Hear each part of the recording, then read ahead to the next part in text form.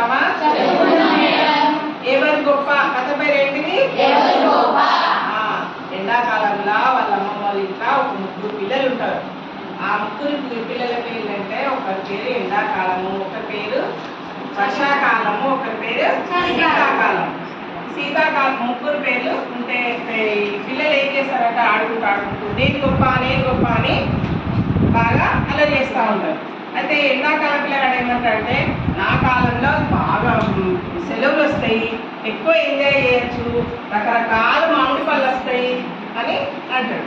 ఇంకో శీతాకాలం పిల్లగాడు ఏమంటారంటే నా కాలంలో బాగా వర్షాలు వస్తాయి, నీళ్ళు వస్తాయి, పంటలు పండుతాయి, మళ్ళీ చెట్లు చిగురిస్తాయి, చెట్లు ఎగురొస్తాయి అని ఇంకో పిల్లగాడు అంటాడు. మూడో పిల్లగాడు శీతాకాలం పిల్లగాడు నా కాలంలో చాలా పండ్లు పండుతాయి, బాగా పువ్వులు పూస్తాయి అని అంటారు.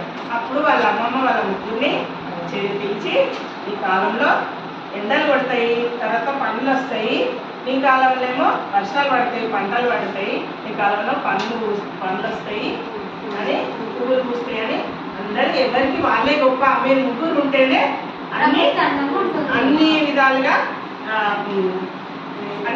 ఉంటాయి అని చెప్తారు. అప్పుడు నేను గొప్ప అని పిల్లలు సంతోషంగా ఆడుకుంటూ ఉంటారు.